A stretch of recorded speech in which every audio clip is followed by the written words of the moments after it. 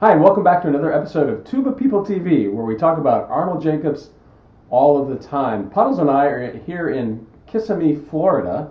Is that how you pronounce it, Eric? I think it's close enough. Kissimmee. You Kissimmee? did that pretty good. Or Kissimmee, some people say. But Kissimmee. Either way, Kissimmee is good. Okay. Well, Kissimmee has certain implications, which maybe I should say Kissimmee. You can go either way. Okay. I have with me an old friend, Eric Lee. Eric Lee and I were in school together at Northwestern, and tuba player, is the tubist and the president of the Space Coast Symphony on America's Space Coast, the east coast of Florida. And Eric, I can't believe it's been 30 years since we've seen each other. I know, it's unbelievable. I'm so glad that you got a hold of me. You know, I'm a curmudgeon, I'm not on Facebook. So. You're not on Facebook. It's taken me 20 years to find you. Yeah, I didn't know it was that hard to find, but it's really great to see you, and I'm really excited about this project that you're doing. Well, thanks. Eric studied with Mr. Jacobs at Northwestern and at DePaul. Right. Can you recall what made you first aware of Mr. Jacobs? What led you to his studio in the first place? Well, actually, and we were kind of talking about this before, the camera was rolling. I grew up in Indiana, and my high school band director had studied with Ed Metzinger, who was a retired timpanist of the Chicago Symphony at Ball State. And, he was talking, he said, if you can go to Chicago, study with Arnold Jacobs, that's what you should do. I think that's kind of where it all started. Okay. Because I was taking lessons at Ball State at the time, when I was in high school. Yeah. But I thought, I want to go to Chicago. Plus, I'd been to Chicago it's a big city. Big city. If you're a farm kid from Indiana. Do you remember your that first lesson or two with Jacobs? Yeah, but it was kind of like a surreal type of thing because, you're with Arnold Jacobs. So just the aura of Jacobs. Yeah, it's almost like you couldn't believe it, that you actually had the opportunity to stay with Arnold Jacobs. Yeah. That was the thing. I was just felt so fortunate to have the opportunity. Was he able to pick up on maybe some things that needed addressing pretty quickly with you?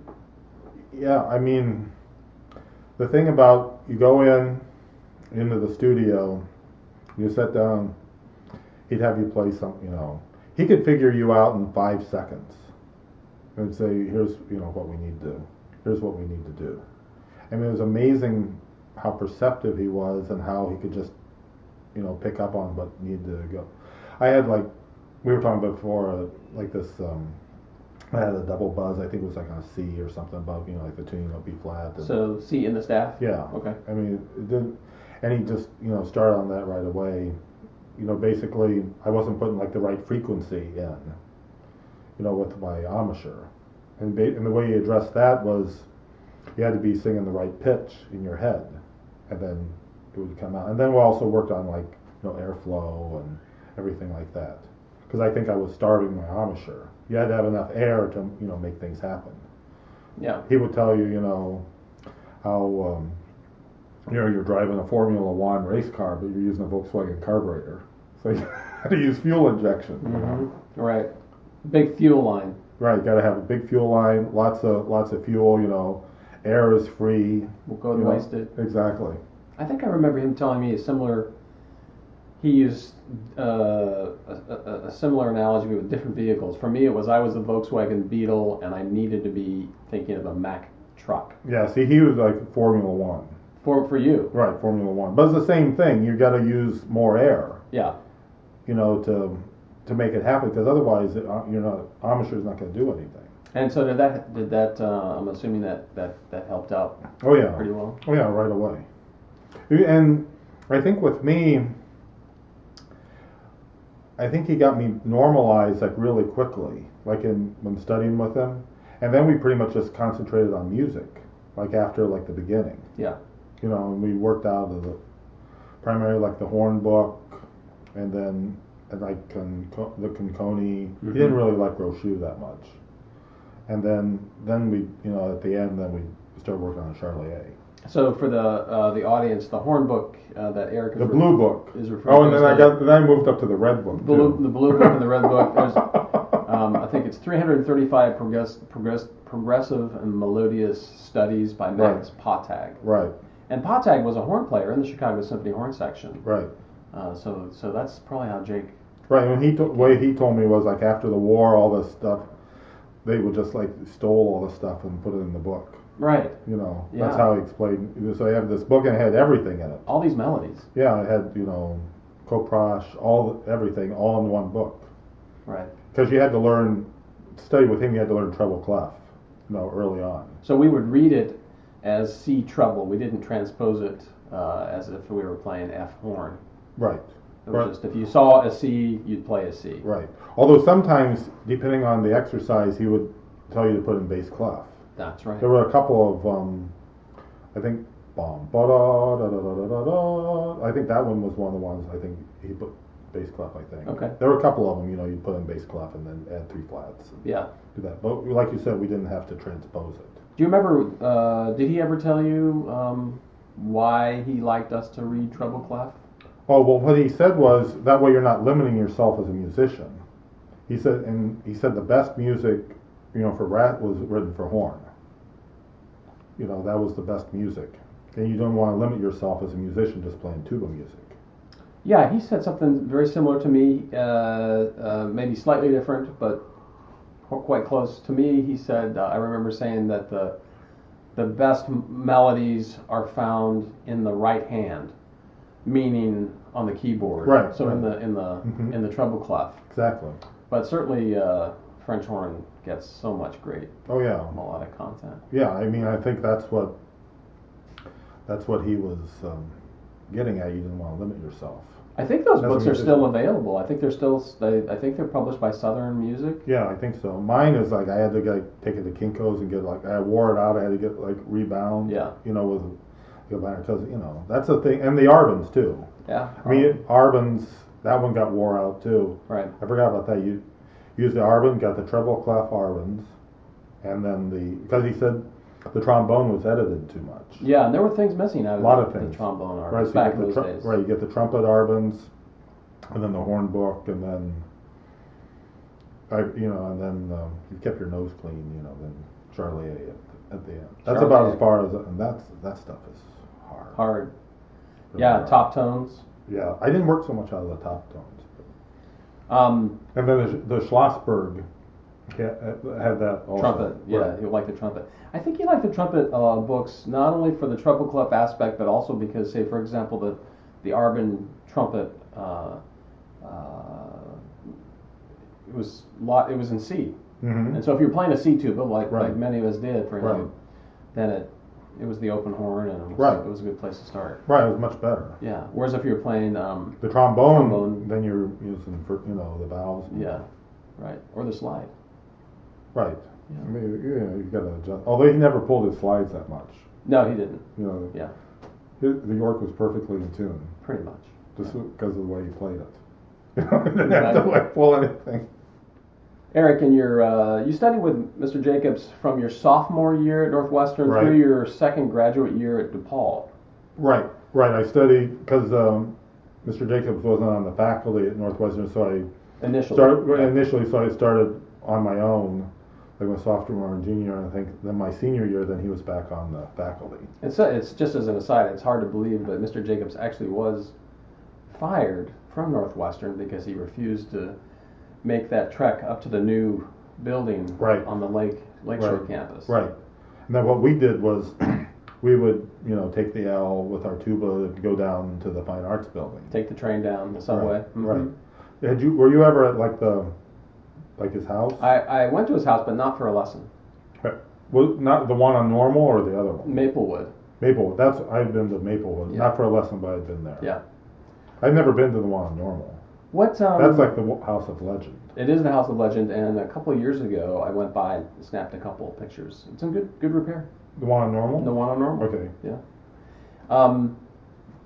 You had mentioned off camera Mr. Jacobs' use of the decibel meter. I wonder if you can expound on that. Right. I mean, he would use the decibel meter for a couple of reasons. One, like to develop like your loud playing, and that was really amazing to me because I was young. I was like in my 20s. You're supposed to be in the prime of your life, and I could play pretty loud. You were strong. I mean, Fit. right, and I could get. And this was like, I think once I had gotten the Rudy Meinl, it's a 5/4 Rudy, it's Yeah. a big tuba, and I could get be like 120 dB, Mhm. which is loud. That's like a jet engine. Right. And then Jacobs on the York or my tuba, doesn't matter. He could play even louder. And then he said, like in the Chicago Symphony, they'd be even playing louder than that. So I mean, it's just incredible how loud. He could play with such an amazing tone quality. It would never be broken up or anything like that. Well, so I mean, what was the point of pedagogically? What do you think the point of the dB meter? What was he trying to? Well, there was teach a you? couple of things. I mean, if you're going to play in an orchestra, you got to be able to play loud. Okay. Because when it's called for. Right.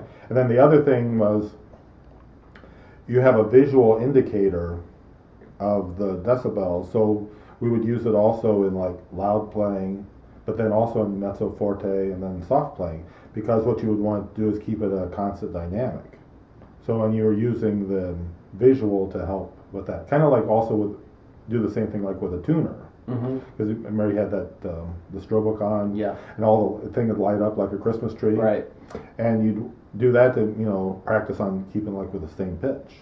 So it's kind of like the same concept but with dynamics. So it was basically it was an external incentive device. It took your attention away from inside, gave you an incentive or a goal Right. to try and complete a task. So thereby putting your attention outside the body rather than Exactly. thinking. And that's really like the whole basis of his teaching, if you think about it, because he did that all the time, like with the bag, Yeah. the breathing bag. You're practicing breathing with the bag, or you'd have like the ping pong thing. Mm-hmm. The breath builder or the spirometer. Right, we would do like both. I mean, I wore out the breath because they're not very expensive. Yeah. And you practice on keeping the ping pong ball, a certain level. Same thing with the spirometer. He was like a genius of using these external things, like you said, to get away from what you're thinking up here. Yeah. What was your impression of him, just generally in terms of his intelligence? What was? I mean, like genius level. I think. I mean, that's what I was always, amazed how smart he was and how he could, analytically just, size you up. Figure things out very quickly. Yeah, and how he's really like a trendsetter. All the stuff that he had done had never been done before, as far as like with teaching. Yeah. You know. Yeah, definitely applying all that he had learned from his hobby of physiology Right. and how the body works. Right, because he had like psychology. because he had the big chart. Yeah. Of the body. Thin man. Right, the thin man. Yeah. And then plus he had the skeleton. Yeah. And then he had the like the huge book of Grey's Anatomy. Mm-hmm. That was long before the TV show. So. Yeah, that's true. Yeah, he definitely. I think he was in the 50s. He was definitely really solidifying his ideas in terms of how we function as human beings. Right. And I think my opinion about Jacobs, the way I describe it, is he took, a lesson. A lesson was before Jacobs was do as I say because this is what works for me. And with his study of structure and function and psychology, it became do as I say because this is what works for humans. Or what works for you. Yeah. I mean, because it was individualized each student. Right. Because everybody, we're all different. We all have different, embouchures, teeth. Everything is different. So he would make it so you played the best way you could play. Yeah. Not the best way it says like in some book. Right. Right. Yeah, because everybody reached different heights with him. Right. And there wasn't a one size fits all. And I think that was what made it so special. Yeah. Plus, I just liked him as a person too. Yeah. I mean, because at that time he was going to the hospital a lot, and I'd go visit him in the hospital, and I think he really appreciated. I think so. That. You had mentioned earlier the tuner. What do you remember what he did with you in terms of the tuner specifically? Kind of the same thing like with the dB meter, how you just would play it and so you could keep the pitch steady, and it's using that external stimulus. Yeah.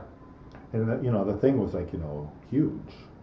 it's not like what we have now. Yeah, not the little box. No, the thing is gigantic and had all the lights going and everything, And it was ancient.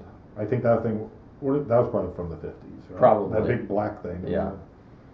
Charlie Shookett in his interview tells the story about how when one of those little Seiko or tuners became available that was about that large, it was on the 10th floor, the fine arts music. Yeah. And so Charlie and I were telling Jacobs about it, and he said, would you go and get it for me? So he pulled out his wallet, gave us a couple $100. Right. And that was the smallest he had. Probably, yeah. So we went up there and got it, and one of us did, while the other was having the lesson. Anyway, long story short, we gave it to him, and he was, how does this work? And so we turned it on for him, and then he played on the tuba, and he played a scale, and the needle came to attention, and it never wavered at all. It was always just straight up. Right. And then when he was done, it relaxed. I think that kind of what we were talking about, like off camera, he wasn't like a slide puller. No. I mean, he would just nail it. He had such a strong sense of music and pitch in his mind that he absolutely commanded the instrument from here to there. Exactly. It was amazing. Exactly. But the needle would just, I think that's what he was trying to get you to do, with the Strobelcon. Yeah, exactly. I never could do on every, the way he did it. Oh yeah, I mean, it's unbelievable. Yeah. Well, I tell you what's really unbelievable is getting to see you.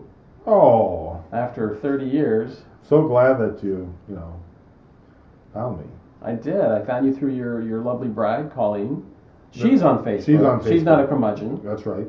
But I'm so thankful that you came down to this part of Florida from the Space Coast where you live. Yeah, it wasn't that bad. It's a little foggy today, but I made it okay. So. Well, Puddles and I would like to give you, as a token of our appreciation, this genuine Tuba People TV water bottle. That's fantastic. And you can put anything in it. Oh, that's great. It doesn't have to be just water. Oh, that's good. I'll remember that. Okay. All right. Eric, thank you so much. Thank you, Mike. Bravo to see you. And thank you to Tuba People TV. Well said. And now back to you. I'm